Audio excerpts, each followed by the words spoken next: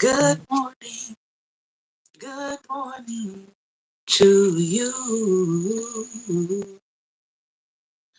Good morning. Won't you share with a friend or two? Good morning to you. You, good morning.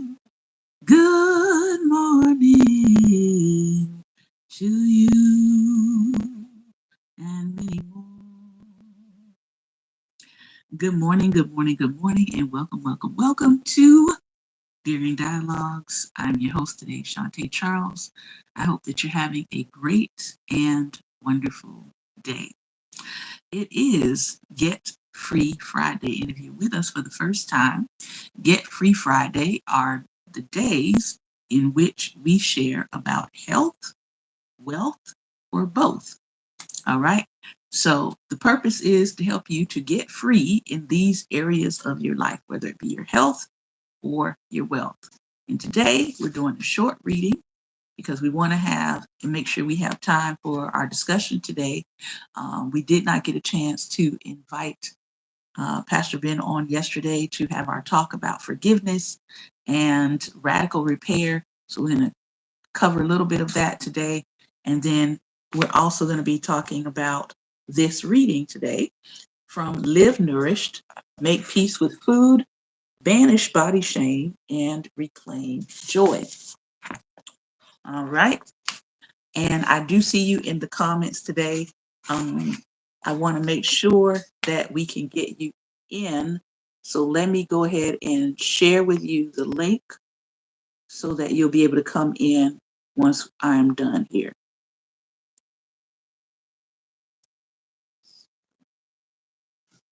Okay.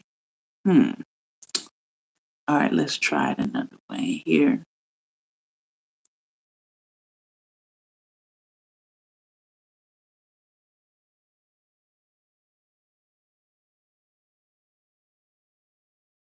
All right, so hopefully you should have gotten the link. Don't try it just yet, but hopefully you should have gotten the link by email. All right. Chapter 3 is where we are at in this book. And I think this is a very, very important chapter. It is entitled, We Cannot Be Carbon Copies of Each Other. And good morning again to those of you who are coming in. We cannot be carbon copies of each other. Serena Williams' quote here says, Since I don't look like every other girl, it takes a while to be okay with that, to be different, but different is good. Before we move forward, an important trigger warning. This chapter will use language that some might find harmful and triggering, the dreaded O words. Let's see. I'm wondering why this person would be in my top fans while telling me to be quiet on my own page. Sometimes some things are really weird here. Why would you be a top fan on someone's page while telling them to be quiet on their page? That doesn't make any sense. So we just helped him along to where he needed to be, which is another space. And good morning to those of you who are coming in. All right. She's giving us some trigger warnings. She says there's going to be some O words used here in this chapter: obese, obesity, and overweight. Why are these words harmful?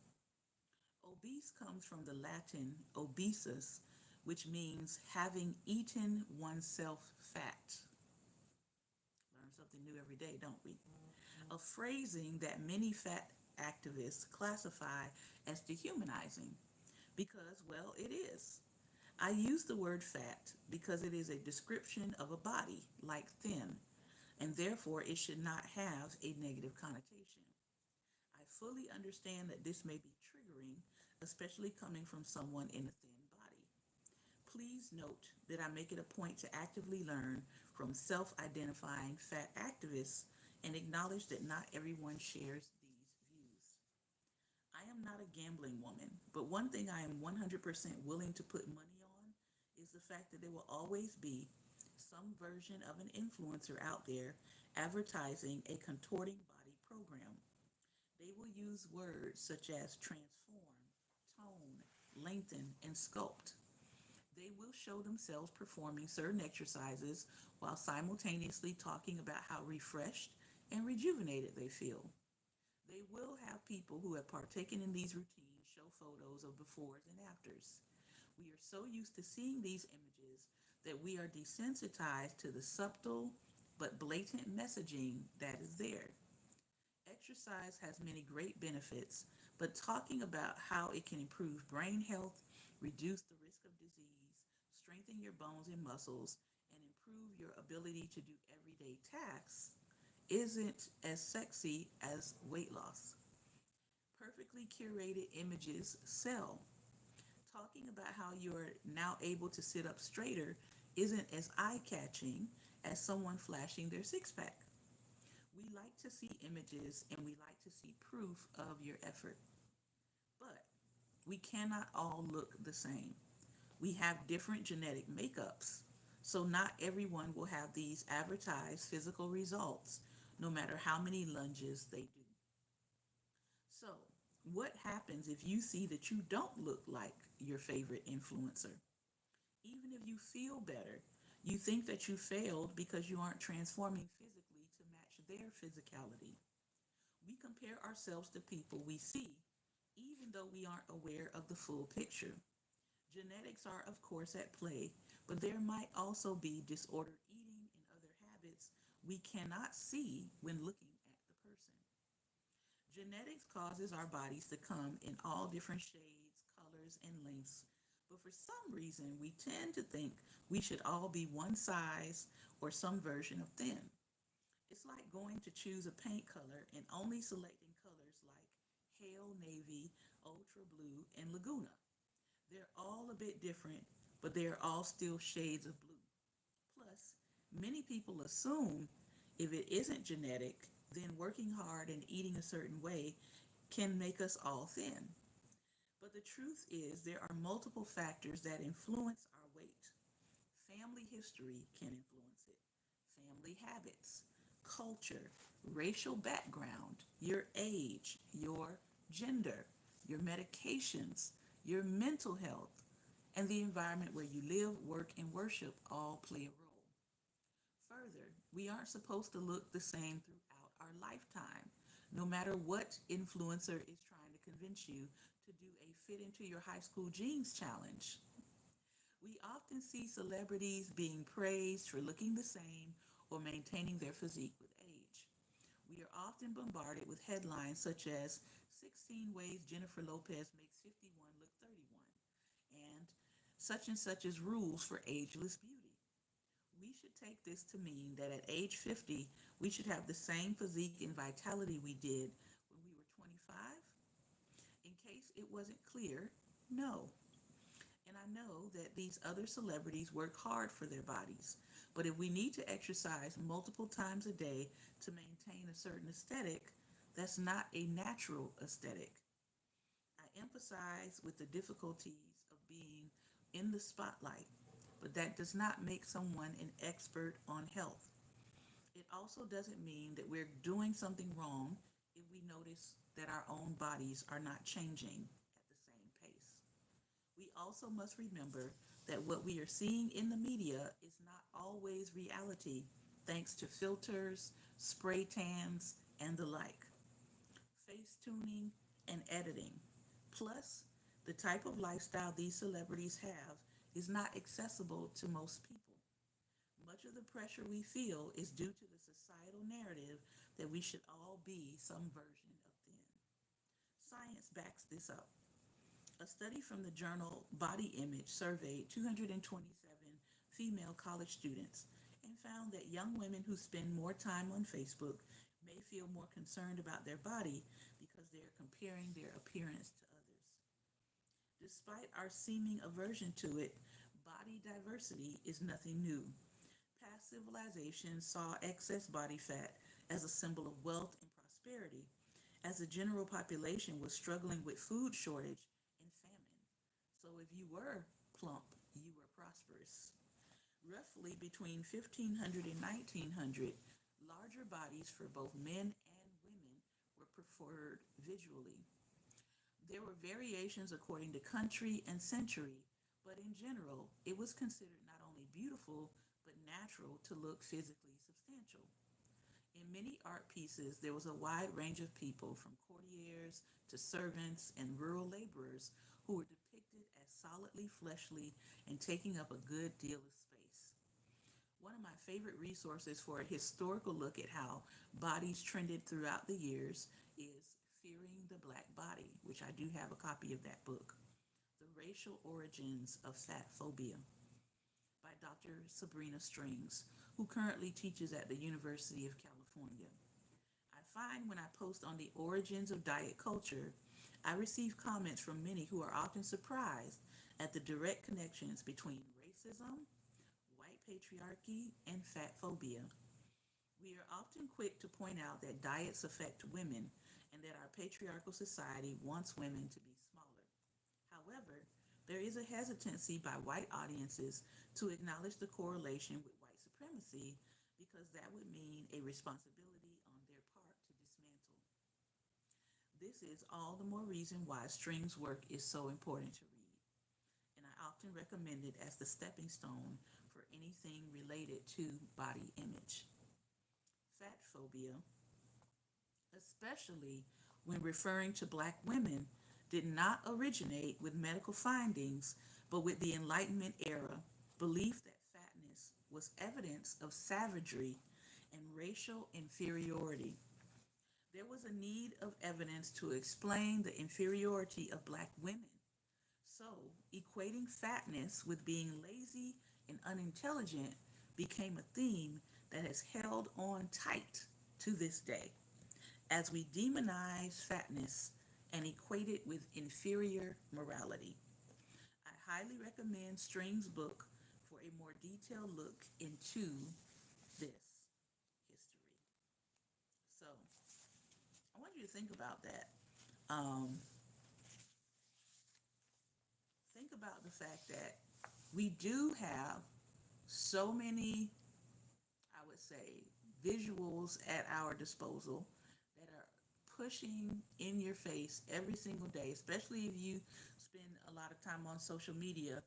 You're going to see at least one or two ads if you're passing through your page.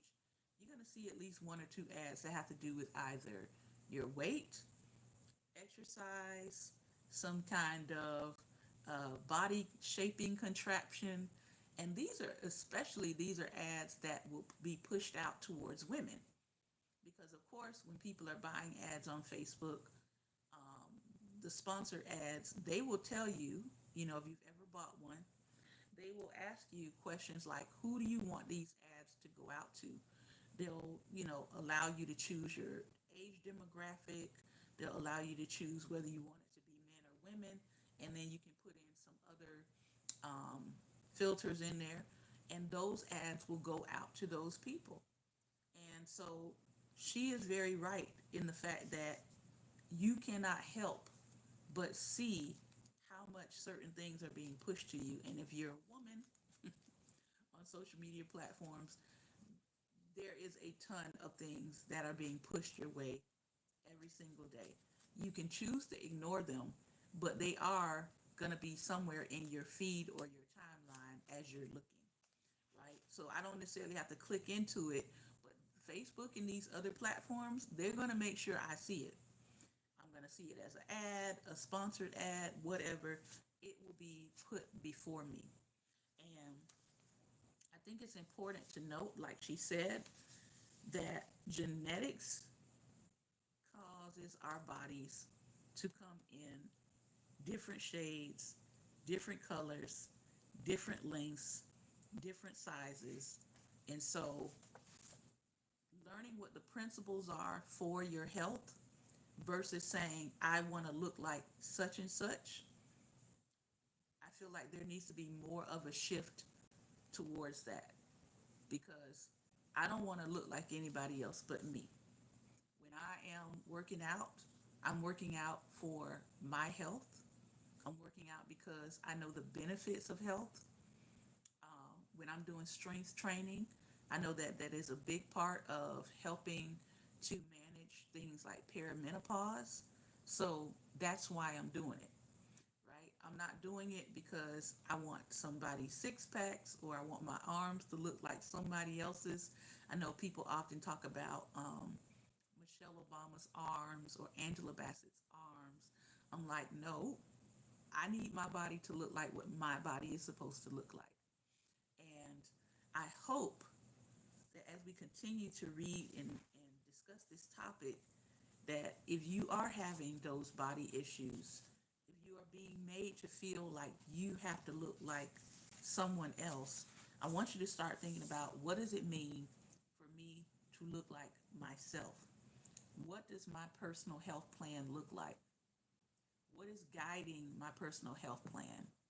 Am I envisioning myself looking like someone else? Or am I really paying attention and focusing in on the things that I can improve in my body that's not in comparison to someone else's? All right. So that's what I want to share today. Pastor Ben, if you have that link, you can go ahead and hit it now and let's see if we can bring you on for some discussion.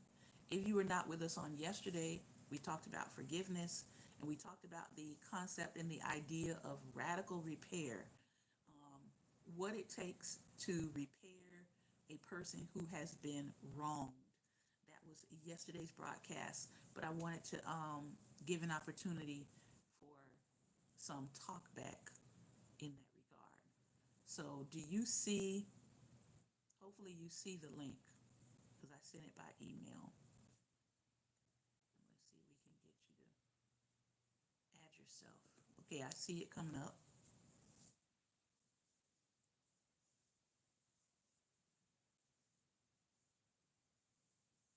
Probably going to take a moment. All right, I see your face coming up. Now I'm waiting on sound.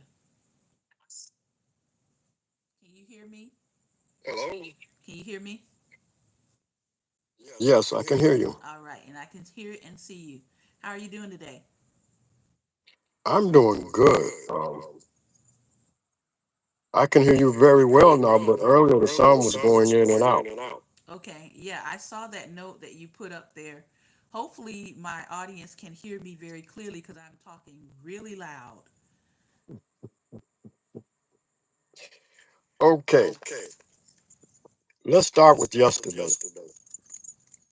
Hmm. Um, I know we discussed a little bit about the Diddy situation. Hmm. Um, I don't see how people can have mixed feelings about that. I really don't.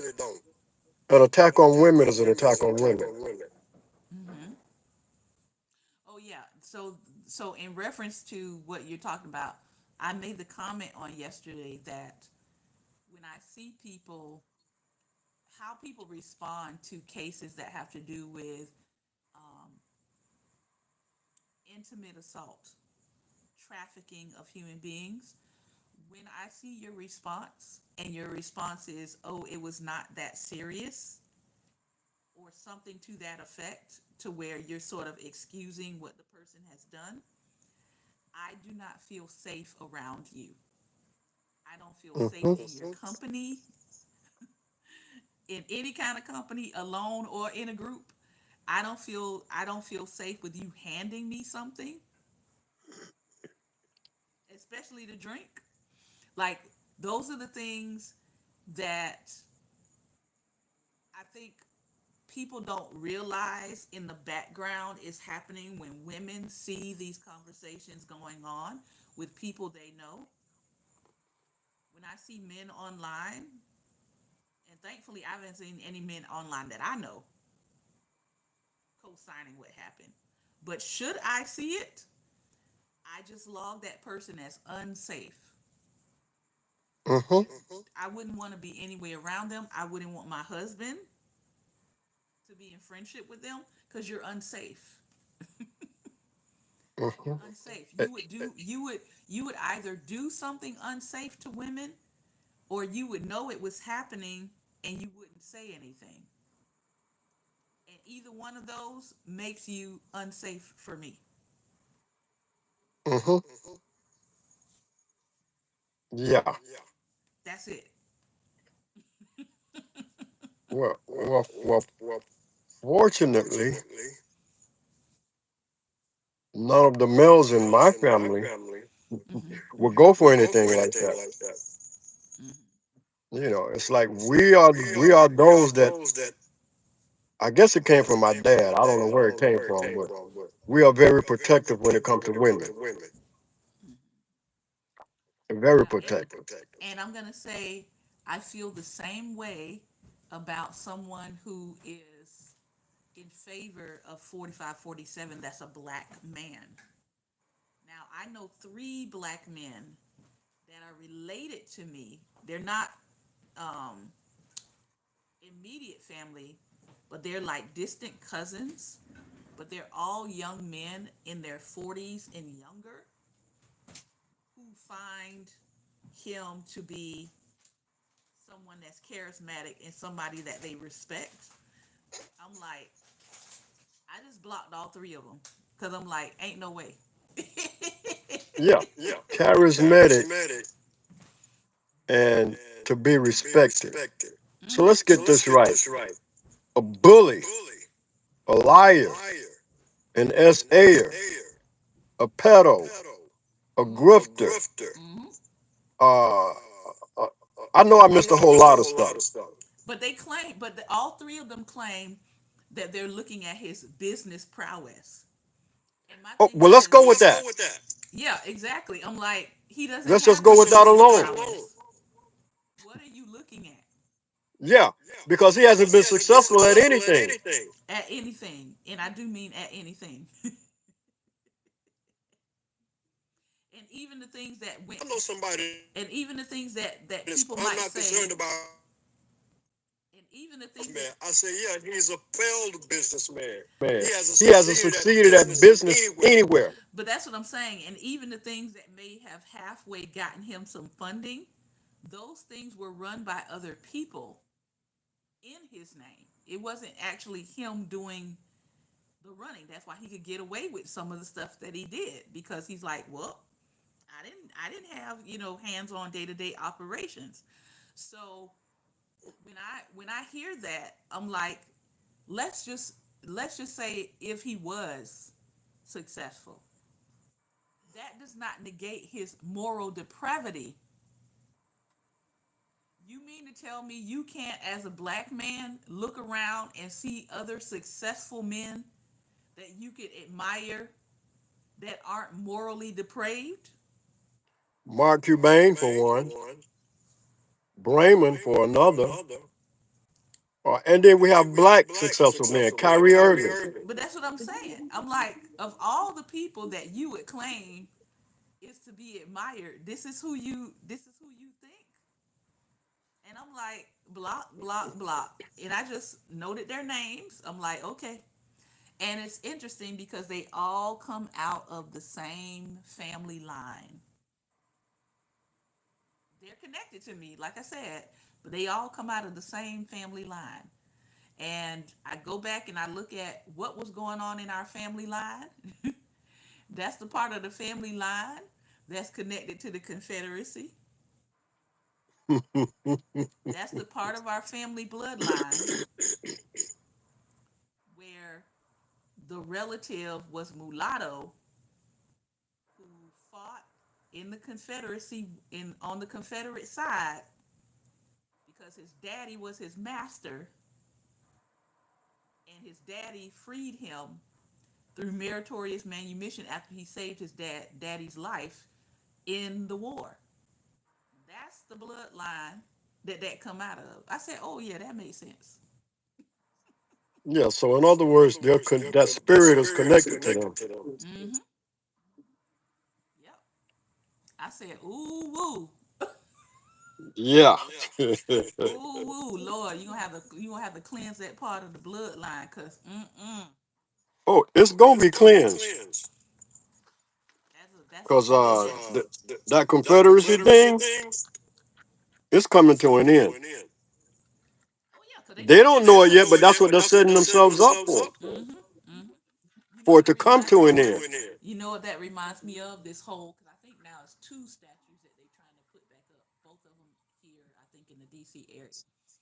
It reminds me of the the the the biblical story of Dogon. When Dogon kept falling down, the image kept falling down, and they would go and put it back up until the last time they put it back up, it fell down and it broke into all of these pieces and it couldn't be put back together. That's what I feel like. That's what I feel like is a symbol of. You're trying Mm-hmm. to you're trying to reinstall something thinking that it's going to rise again. And most people, if you've been following me for any length of time, I talk about the vision that I had way back in like 2012, 2013, that I had an open vision of these Confederate soldiers coming out of graves, trying to, the spirit of the Confederacy trying to rise again. And the work that we did in Virginia at the time when we were there, before Charlottesville happened, uh, that had took on that spirit that was trying to raise itself back into the country. And, we were warned it's going to try to rise, but it's not going to be successful. And so now that we see them trying to reinstall this thing, people keep saying, oh, it's rising again. I heard very clearly, no, it is not a rising, it is a death rattle. Mm-hmm. If you think about, if you've ever had an experience of being around somebody who was dying and they were like getting weaker and weaker and weaker, and then all of a sudden they had this burst of energy and it felt like they were on the up and up, like they were gonna, recover, and then the next thing you know they died. That's what this is. It's that moment But where, that was like my mom. yeah. Just before she passed, she saw her doctor. After she passed, her doctor said that she had the best. She was in the best shape that she had been in over 20 years. Yeah. But there It's she like that. was, two It's weeks it's later. like that final burst of energy Mm-hmm. before they transition. That is what we are in right now. They think that Mm-hmm. they're coming back bigger and better, and God is like, no. you Well, you you know what? I literally told somebody that on social media because they're operating in that spirit, and I said, listen, it's not coming back. Mm-mm. I said, God is going to crush it once and for all. Mm-hmm. It's not. It's rising up. Mm-hmm. It has to rise up Mm-hmm. for Him to crush it. Yeah. I'm like, you getting your last hurrah right now. Mm-hmm. So the whole world will be watching when you go thoroughly down, and anybody attached to it is going thoroughly down with it, Mm-hmm. because you had your opportunity to change, you had your opportunity to realize the error of your ways. You've had multiple chances to turn back around, to go the other way, to not go off the cliff, and you're not taking any of them, especially those who claim to be for God. Because I'm like, how long y'all Mm-hmm. think God gonna let y'all play with His name?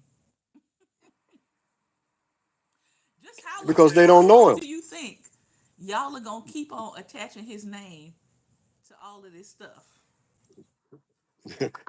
They don't know Him. They just use His name for influence. How long do you think the creator of the universe, of all things, the giver of life, is going to keep allowing you to just attach their name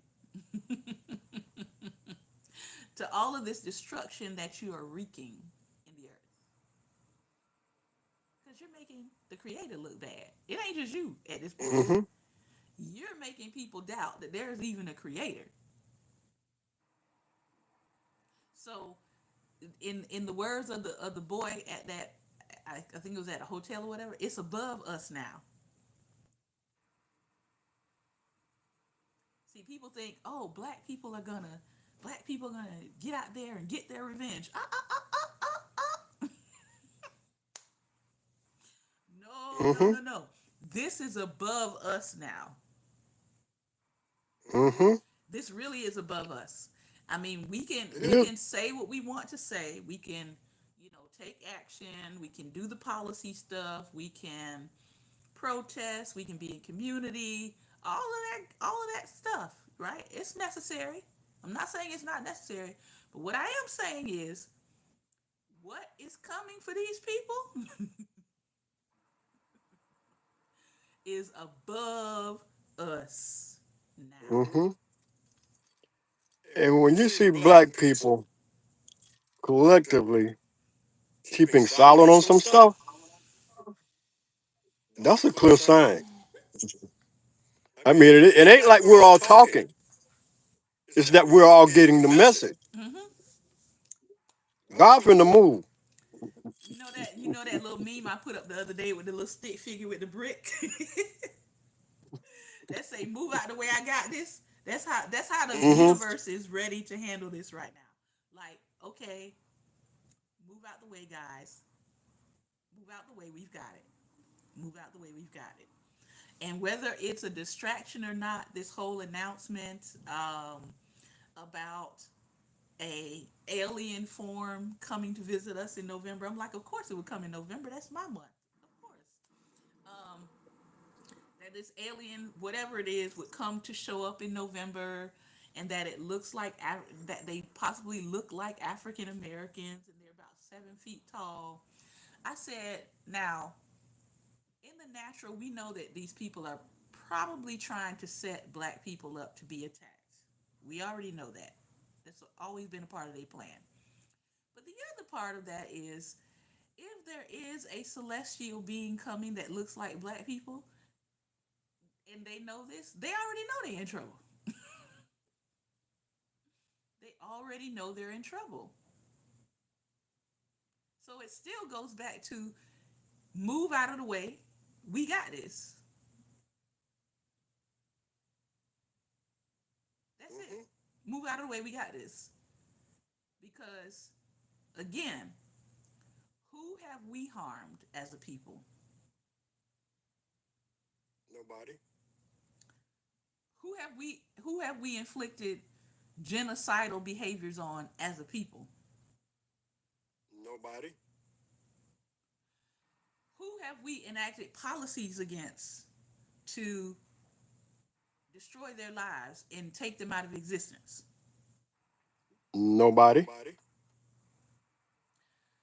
So, who would these people be coming for?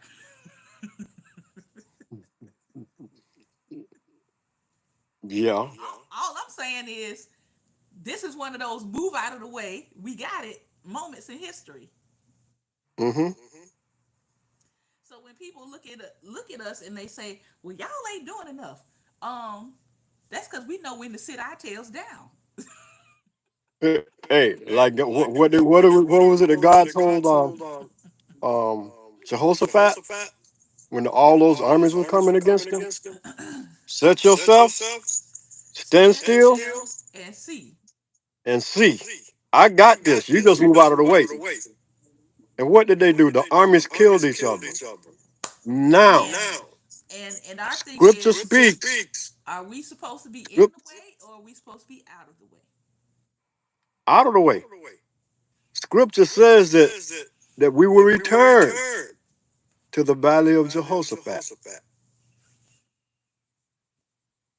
We're right there. We're right there. We're right there at the edge. Yeah, and have we as a people joined in with another country to try to exterminate other people?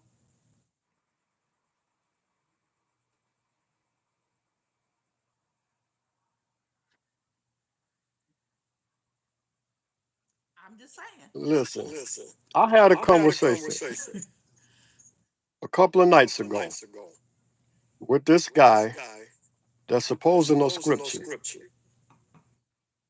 He was talking about Israel And I said, those people over there are not Israel. They're not descendants of Israel. God is not talking about the land. He's talking about his people, right? But Oh, here's and Netanyahu. I say, no, no. That man is not a descendant of Israel. but you know who is? The The Palestinians. Palestinians. Yeah. So Yep. it's like I'm gonna need some of y'all to go back and look at some history books. Go back and look at some origin stories because some people think they're on the right side of history Mm-hmm. when they're actually attacking the actual descendants of the land. Listen, I actually did get Yahoo. I actually did his origins. I'm gonna break this down once I say this. His people originated from Lithuania. The Ashkenazi Jews, where are they from? Lithuania, Poland, and Germany. And Khazaria. Mm. Yeah, there too. White folk. Oh, I know, cause I got a few of them.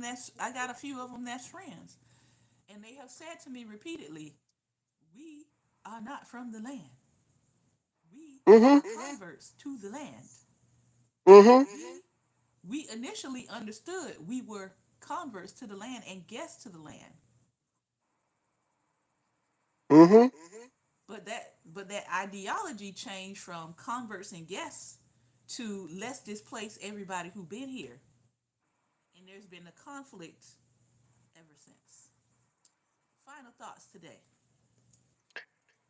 Oh, I know I keep saying this, but wake up. Oh wait, wake up and get out the way.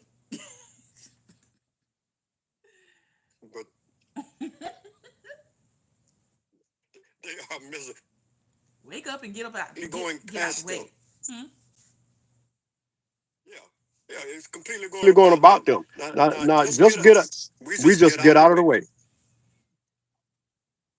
Let the Creator. If you don't want to call him God, let the Creator do what he plans on doing. Don't try to stop him. Don't try to help him. Just ring a warning and get out of the way, Yeah. cause it's I'm at the coming. ring. I'm at the provide warnings stage. If you Mm-hmm. notice on my page, I'm at the provide warning stage. I'm at the prepare yourself stage. I'm at the Mm-hmm. get before your creator and make sure you are in right standing doing what you need to be doing in this hour stage. Mm-hmm. And let the creator be the creator. Because as I was in my reflective time yesterday, some people call it prayer, I call it reflective time because I am sharing, but I'm also listening. The thing I heard very clearly is what is coming. What is coming? Nobody's going to be able to save these people from. And it's going to be very clear and very distinct that it is happening to them. Now, now, now, I got a question. I got a question, because some of these people may not really get what's going on. Have we actually sat down and discussed any of this? No. Okay, so you and I are both saying the same thing. Mm-hmm. So it's not coming from us in our discussion. No. Okay, We just want have to make had that no clear. prior we've had no prior discussion because Mm-mm. what is coming is going to be specifically targeted, and they're the ones that are going to be wondering what is happening to them, but it's not going to be happening to other people, Mm-hmm. including some people who look like them. And it's going to make some of them realize this has come upon us because of what we are engaging in. You cannot engage in the level of evil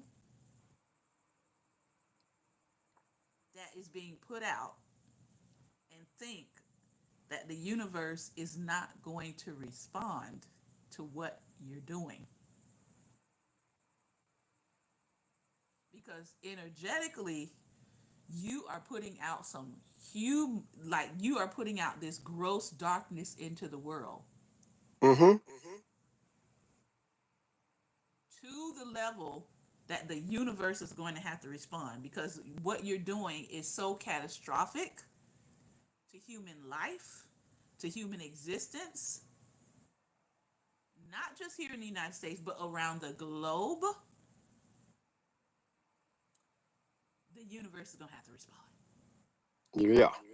And because I have gotten that message that the eternal is going to handle some things, I'm getting out of the way. Mm-hmm. I don't want to be nowhere near you or it.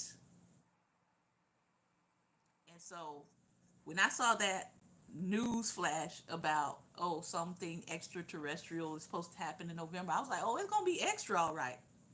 I don't know about terrestrial. I don't know about terrestrial, but I do know it's going to be extra.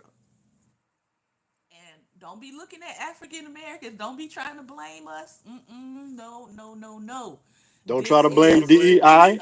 this is your Don't try to cosmic blame Obama. this is your cosmic reckoning that you decided to enact. You decided to activate this. And it doesn't have anything to do with black people. It has to do with what you are releasing and activating in the earth. Y'all on some extinction stuff, and the universe is like, no, you don't get to decide this. You don't get to decide this. You don't get to play God in people's lives to try to set off this world extinction. You're out of your jurisdiction. And so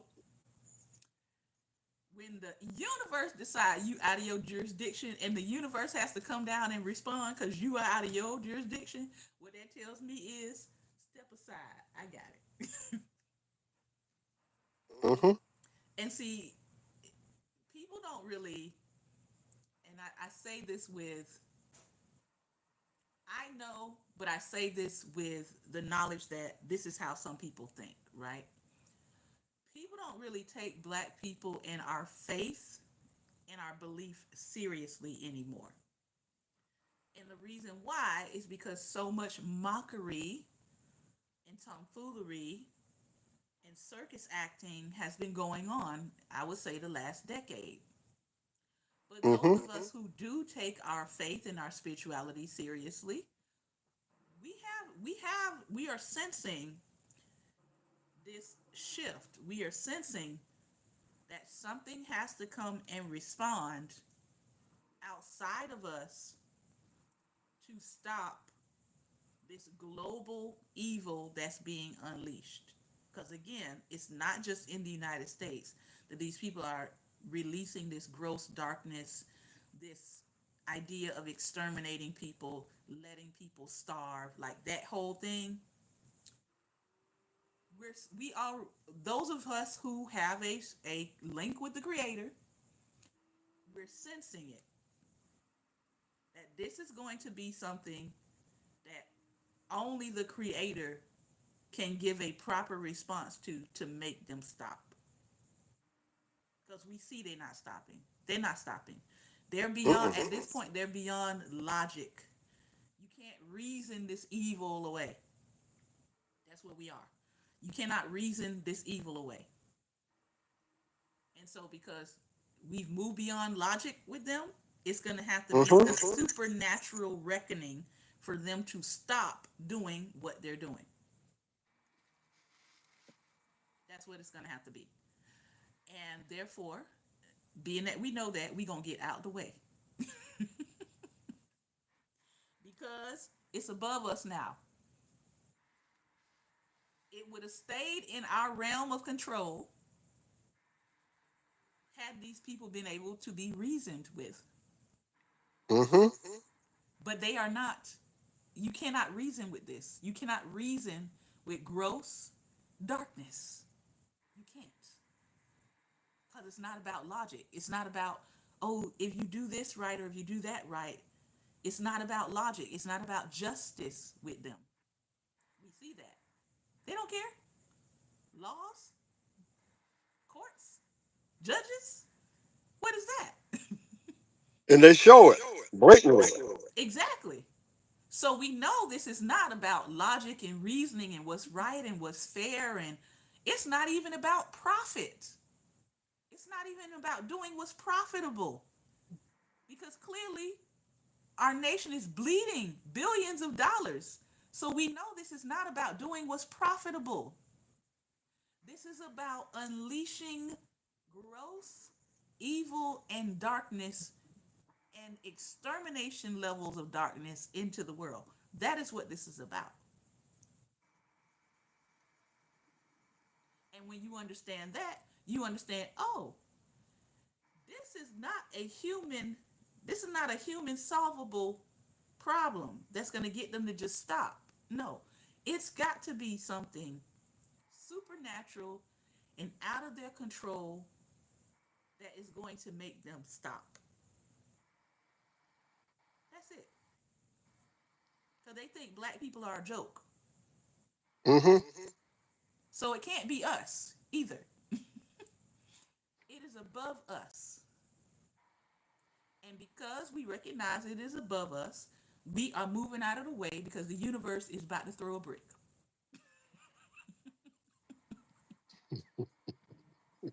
I like that. That's the kindest way I can put it. And when you see the universe picking up a brick saying, move out the way, I got this. You say, okay, I'm going to get right on out the way, preserve who needs to be preserved in all of this. But it's above us now. We can do what we can in the earth plane, but beyond this earthly plane, the universe is about to handle the business. And I'm here for it. Mm-hmm. I'm here for it. This has been another episode of Daring Dialogues, and I've been your host today, Shantae Charles. I know I'm gonna get somebody probably in the comments on this video after it rolls out on Saturday. But hey, it is what it is. We are we've been stewards, we've been keepers of the land, we've been stewards of grace, we've been stewards of resilience. We have, through our ancestral line and generations, we've been showing people resilience. We've been showing people how to overcome. We've been showing people how to keep on keeping on. We've been showing people how to maintain and have joy, regardless and in spite of what people have tried to do to us as a people. And at this point, the universe is saying, move out of the way. I got this. Mm-hmm. That's it. And when you understand that, you get out of the way and you let God, the creator, the ruler, the maker of all the planets and the people, do what he has to do. You do your earthly part. Nobody's not telling you to not do your earthly part. But when it comes to that supernatural part, let the supernatural handle it. Thank you again for your time. Remember, light is the most daring opposition to darkness. So continue to go out and be what? Light. Light. Take care, everyone. Be well, and most importantly, be light.